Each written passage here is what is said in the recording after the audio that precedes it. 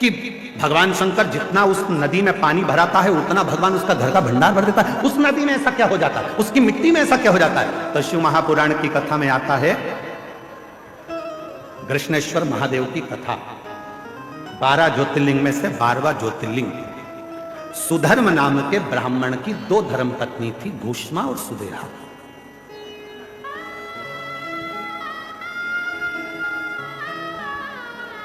आप लोगों के मन में भी संशय होगा कि नदी का पानी उतरता है तो उसकी मिट्टी का शिवलिंग क्यों बनाया जाता है, उसका फल क्यों इतना कि भगवान का भंडार भर देता है। नदी, तालाब, बावड़ी, कुआं का पानी कम होता है तो उसकी मिट्टी को निकालकर उसका शिवलिंग बनाकर पूजन करने का फल क्या होता है? तो सुनो कृष्णेश्वर महादेव की कथा। सुधर्म नाम के ब्राह्मण की 2 धर्म पत्नियां थी, सुदेहा, घूष्मा, 2। सुदेहा के घर में संतान नहीं है और घूष्मा के घर में एक बेटे ने जन्म लिया। बेटे ने जन्म लिया तो सुदेहा का मुख उतर गया, मेरे गर्भ से औलाद नहीं है, और घूष्मा को औलाद हो गई। सुधर्म ने अपनी पत्नी घूष्मा से कहा कि तेरे गर्भ से यदि एक बच्चा हो सकता है तो तेरे गर्भ से और भी बच्चे जन्म ले सकते हैं। तेरा जो बेटा है इस बेटे को तू सुदेहा को दे, इस बेटे को तू सुदेहा को दे दे। सुदेहा को, हाँ ठीक है। उत्सव रखा बड़ा भारी और घूष्मा ने अपने बेटे को सुदेहा की गोद में दे दिया। अब घूष्मा का बेटा नहीं, अब सुदेहा का बेटा, सुदेहा का बेटा। धीरे धीरे बच्चे को पाल पोस कर सुदेहा ने बड़ा किया। वो बच्चा जब बड़ा हो गया, उसका विवाह हो गया, बहू घर में आ गई। बहू आई तो बहू को मालूम पड़ा कि मेरी असली सास तो घूष्मा है। सुदेहा की गोद में मेरे पति को दिया गया पर सास तो घूष्मा। अब वो सुदेहा को कम मानती है और घूष्मा को ज्यादा मानती है। घूष्मा के लिए चाय लेकर जाए, भोजन लेकर जाए, नाश्ता लेकर जाए, पाँव पड़े, सुदेहा को पूछे नहीं। सुदेहा को गुस्सा आ गया, बहू मेरी और पूछ रही घूष्मा। बेटा ही नहीं रहेगा तो बहू किस काम की? रात को सोया था बेटा, बहू गई थी मायके और बेटा सोया था। तभी सुदेहा ने अपने बेटे के तलवार से काट काट के टुकड़े कर दिए, कपड़े में बांध लिए, सिर पे पोटली रखी, तालाब में फेंका। तालाब में फेंक, एक बावड़ी में, एक तालाब में। उस टुकड़े करे हुए शरीर को जब फेंका, सुदेहा आ गई। समय निकला, तालाब का जल नीचे जा रहा था और घूष्मा उसी सरोवर की मिट्टी को लाकर उसका शिवलिंग बनाकर पूजन कर मिट्टी के शिवलिंग को, पार्थिव शिवलिंग को सिर पे रखकर चली और तालाब में विसर्जन करने चली। मन में आया, बाबा बहुत दिन से मैंने अपने बेटे को नहीं देखा, ना जाने बेटा कहां चले गया, दिखता ही नहीं। बस वो पार्थिव शिवलिंग तालाब में गया, थोड़े से पानी में जो पानी का स्तर गिर रहा था, टुकड़े टुकड़े हुए बेटा कई दिन पहले मरा था, वही बेटा तैरता हुआ बाहर निकल कर आ गया।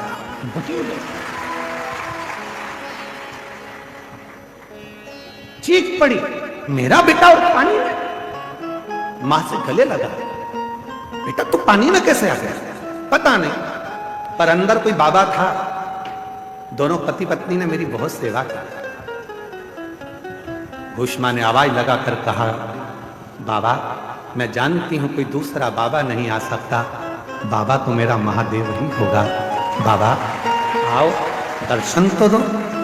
तब मेरे भोलेनाथ निकल कर बाहर आए और कहा, घूष्मा जिस सरोवर में ना जाने कितने पार्थिव शिवलिंगों का निर्माण होकर विसर्जन हुआ, वो मिट्टी इस सरोवर में जमती चली गई और उसी मिट्टी के भाग से तूने मेरे शिवलिंग का निर्माण करा। तो जितने जितने पार्थिव लोगों ने पूर्व में बनाए थे, उन सब का कण कण मिलकर तूने मेरी आराधना करी, तो तेरा मरा हुआ बेटा भी जिंदा तुझे प्राप्त। जिंदा प्राप्त हो गए।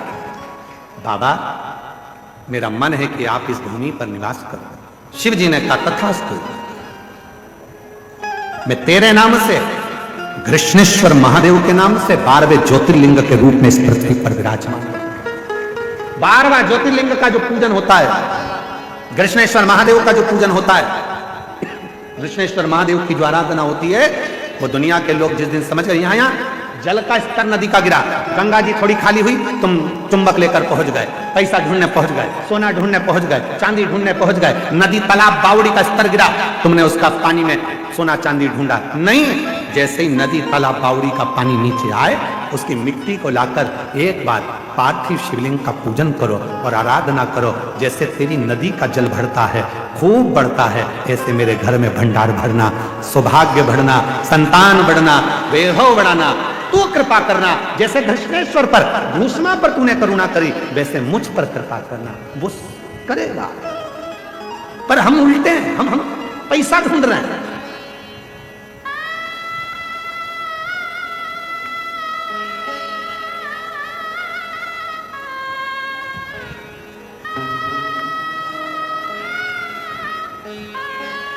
यहां दो तरह के लोग आते हैं गंगा का स्नान करने के लिए त्रिवेणी के घाट पर। एक हर हर गंगे करने आते हैं और एक सबको नंगे करने आते हैं। यहां त्रिवेणी के घाट पर दो तरह के लोग आते हैं। एक हर हर गंगे करने आते हैं, बिना कोई विचार करे, बस गंगा का स्नान, पूजन अर्चना, ध्यान, आराधना, साधना, स्मरण, भक्ति, छिपकर छुपाकर नाम जप करना, भोजन भंडारा कराना और चले जाना। और दूसरे तरह के आते हैं, सबको नंगे करने आते हैं। ये गया गंगा के जल में और वो गया चुपचाप से तुम्हारे कपड़े मपड़े भरे और तुम बाहर निकलते सी पूछेगा, विनय करिएगा, निवेदन करिएगा, प्रार्थना करिएगा।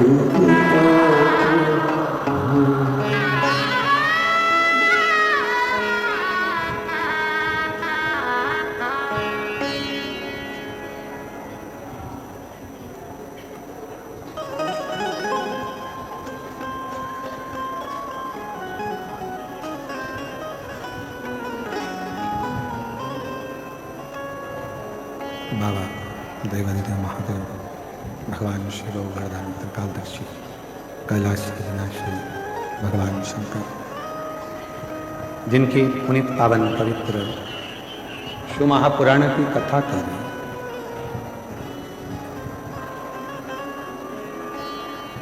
शिव को पाना बहुत सरल। एक देवराज नाम के ब्राह्मण के प्रसंग से शिव महापुराण प्रारंभ हुआ। जो कभी शिव के मंदिर नहीं गया, जो कभी भगवान शंकर के शिवालय में नहीं पहुंचा, मंदिर नहीं गया, कभी शंकर जी के मंदिर में जाकर उसने एक लोटा जल नहीं चढ़ाया, पर उसकी माता शिव के बिना एक क्षण नहीं रहती। और शिव महापुराण की कथा में बड़ौदा में एक बात कही थी, जिसके परिवार का यदि एक व्यक्ति भी शिव के मंदिर में जाकर यदि एक लोटा जल चढ़ाना प्रारंभ करता है तो उसके जल का फल उसकी जितने परिवार में सदस्य हैं सबको प्राप्त होना प्रारंभ होगा।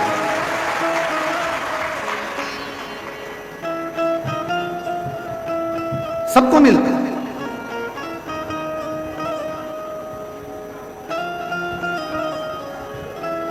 एक मामी जी ने तो अपने भांजे को भेज दिया था, जाओ वो कथा हो रही है प्रयागराज के मेले में पिछले वर्ष। तो बेटा कहता है, मामा भांजा कहता है कि मामी मुझे जो नौकरी चाहिए सरकारी, क्या वो मिल सकती है, क्या वो प्राप्त हो सकती है? मिल जाएगी। एक पत्र है, देखिए।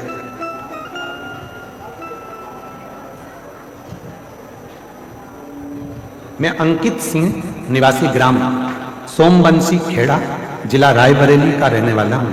कहीं बैठे हों तो हाथ हिला सकते हैं। अगर कहीं बैठे हों, आप ही हैं, ऐसा हाथ हिला दो दोनों। आ जाइए, दोनों आ जाइए। मैं अंकित सिंह, निवासी ग्राम सोमबंसी खेड़ा, जिला रायबरेली का रहने वाला हूँ। गुरुजी, आपकी कथा कानपुर में 2021 में हुई थी। वहां बाबा से एक प्रार्थना करी थी।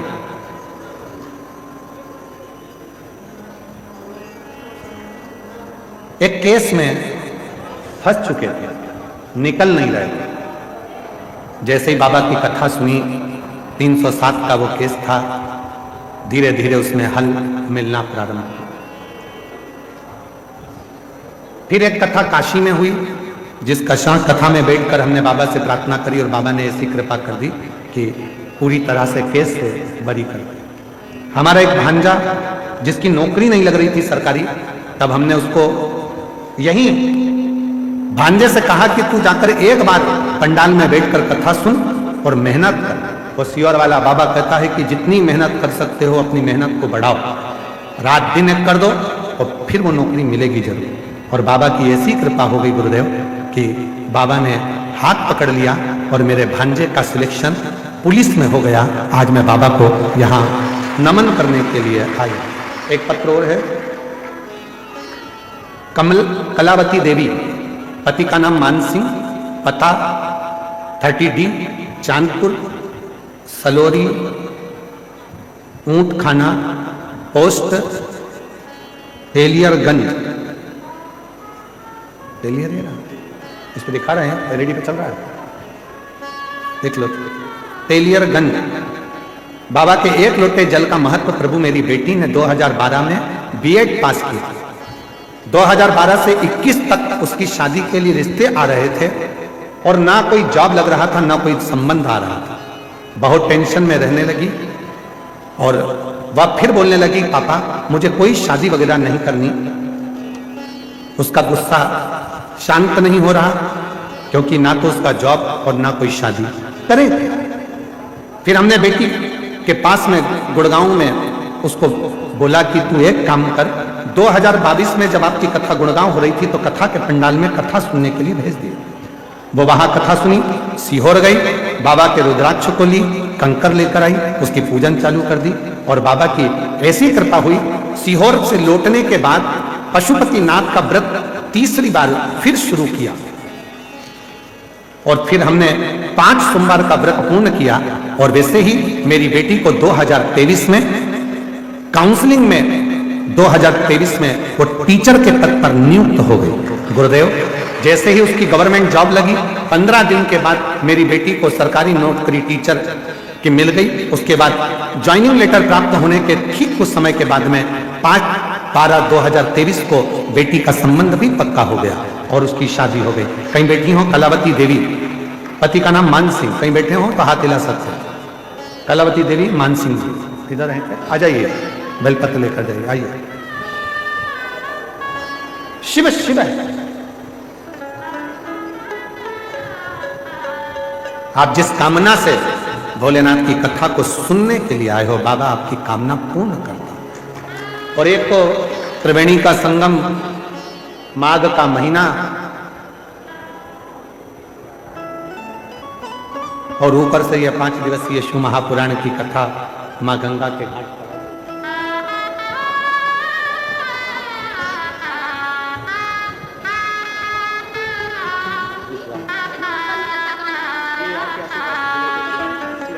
जो दिल से मांगोगे वो दिल से दे देगा, जो दिल से मांगोगे वो दिल से दे देगा। मेरा भोला भंडारी है, मेरा भोला भंडारी है, खाली झोली भर देगा। मेरा भोला भंडारी है, खाली झोली भर देगा। वो भोला भंडारी है, खाली झोली भर देगा। स्मरण करिए शिव, शिव भक्ति करिए। एक देवराज नाम के ब्राह्मण से इस कथा का प्रारंभ हुआ है। वो देवराज जो कभी शंकर के मंदिर नहीं गया, वो देवराज जो कभी शिव को नहीं भजा, वो देवराज जो कभी शंकर का स्मरण नहीं करता, वो देवराज जिसने कभी शिव नाम, शिव भक्ति, शिव स्मरण नहीं किया। फिर भी शिव ने कृपा करी उस पर, फिर भी वो घरदानी ने, भगवान शंकर ने उस पर करुणा करी। क्यों? परिवार का यदि एक व्यक्ति भी शिव का स्मरण करता है तो उसका फल मिलता है, उसका फल।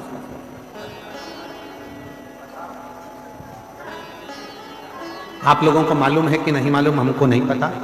हमारे मध्य प्रदेश में एक नियम था। पुराने समय में जब कोई तीर्थ कर कर आता था, तो तीर्थ कर कर जब वो आता था तो उसके चेहरे का दर्शन करने के लिए हमारा पूरा मोहल्ला, पूरा गांव एकत्रित होता था। क्यों?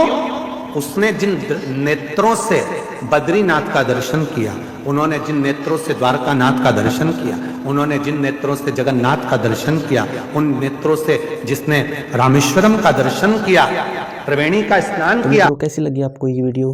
अगर अच्छी लगी तो वीडियो को शेयर कीजिएगा ज़्यादा से ज़्यादा और लाइक कीजिएगा, चैनल को सब्सक्राइब कीजिएगा, क्योंकि आपको ऐसी वीडियो इस चैनल पर मिलती रहेगी।